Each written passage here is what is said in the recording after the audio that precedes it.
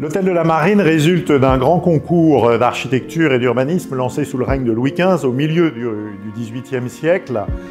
Il fallait créer une place royale, puisque comme le roi était à Versailles, il fallait affirmer la présence du roi dans la capitale, au sein de Paris, et ce qui est aujourd'hui la place de la Concorde, qui est juste à l'extérieur de la ville. On est juste sur la frontière, la ville s'arrête aux Tuileries.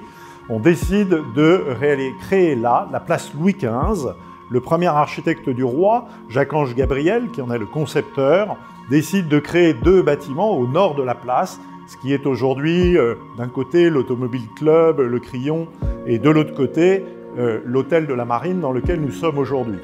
Mais dans un premier temps, on ne sait pas ce que l'on va mettre comme fonction dans ces bâtiments, et dans les années 1750, 1760, on va construire uniquement des façades. Et puis le roi décide d'implanter dans le bâtiment de droite l'administration du garde-meuble royal, qui est une administration chargée de gérer tout le mobilier des résidences royales. On y gère également les bijoux de la couronne, puisque le vol des bijoux a lieu dans cette maison. Et c'est aussi un lieu de représentation du savoir-faire français. Les collections d'armes, les collections de bronze, les collections de pierres, les collections de meubles du roi, eux étaient ouverts de Pâques jusqu'à la Toussaint au public. C'est une sorte de showroom du savoir-faire, de l'art français également. 1789, comme le roi revient à Paris, il faut ramener toutes les administrations qui étaient à Versailles auprès du roi, à Paris également.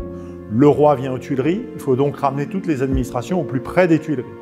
On va donc demander à l'administration du garde-meuble royal de laisser de la place pour installer le secrétariat d'État à la Marine, le futur ministère de la Marine, jusqu'à la disparition de l'administration du garde-meuble royal, qui va devenir le mobilier national, qui ne sera plus dans ces lieux, et la Marine va s'installer sur l'intégralité des lieux à la toute fin du XVIIIe siècle, et elle restera ici jusqu'en 2015, en ayant eu un ministère de la Marine. Il y a eu aussi, sous le général de Gaulle, le ministère à l'énergie atomique, sous le président Giscard d'Estaing, le ministère de l'Environnement également, qui a cohabité avec la Marine. Puis quand il n'y a plus de ministre de la Marine, c'est devenu le siège de l'état-major de la Marine, qui aujourd'hui a rejoint les autres états-majors militaires à Ballard.